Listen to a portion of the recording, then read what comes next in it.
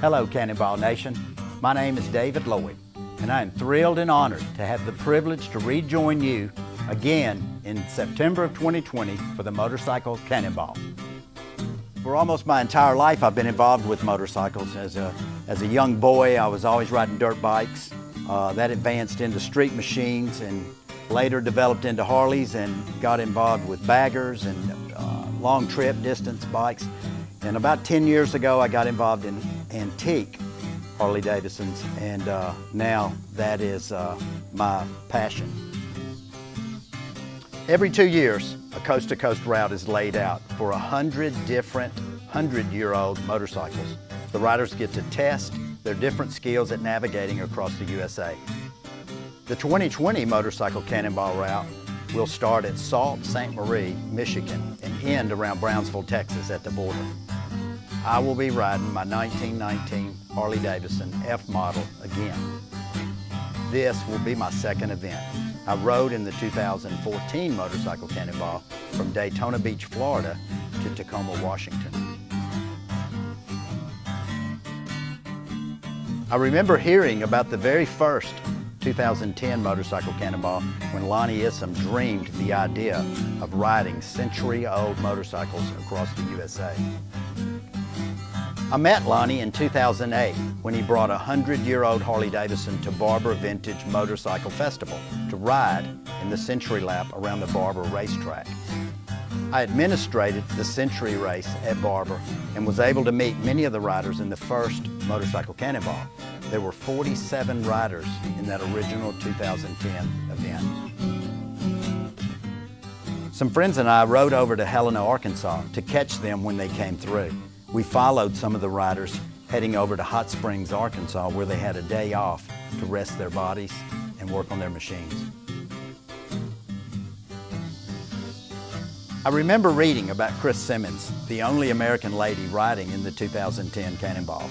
She never knew it, but I was pulling for her to win the whole event. That first Cannonball struck a chord inside of me, and I had to somehow be involved in riding a 100-year-old motorcycle across the USA.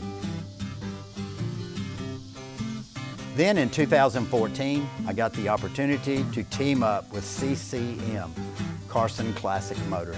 What an honor to ride with a great group of guys, and I became part of this incredible family known as Cannonball.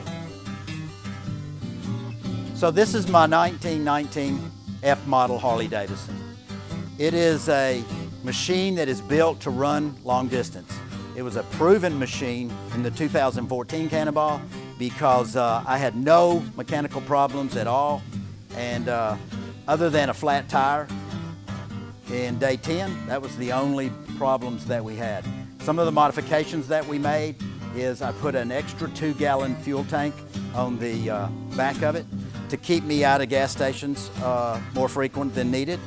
I also split the rear fender and made it where it would come apart so that you can take the rear tail off, roll the back wheel out if you have a flat rather than lay it over.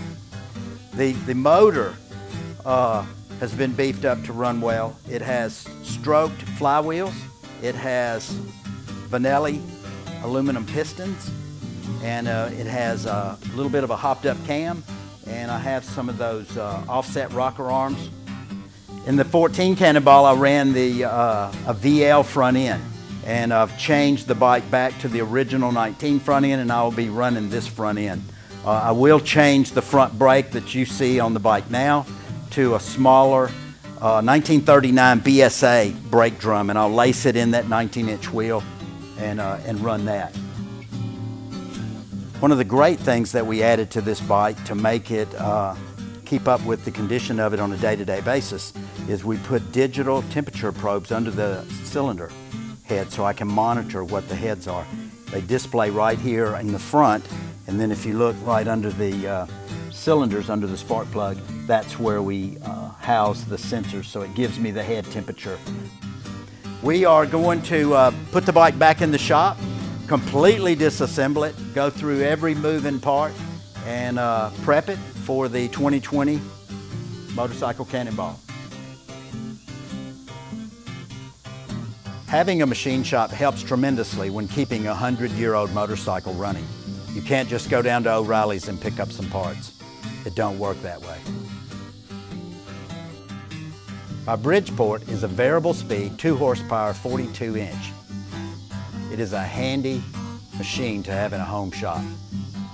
My Clausen 1550 gear-driven lathe is a bit large for my home shop in Olive Branch, but it will be right at home in my new Arkansas shop in Pangburn, Arkansas on the Little Red River.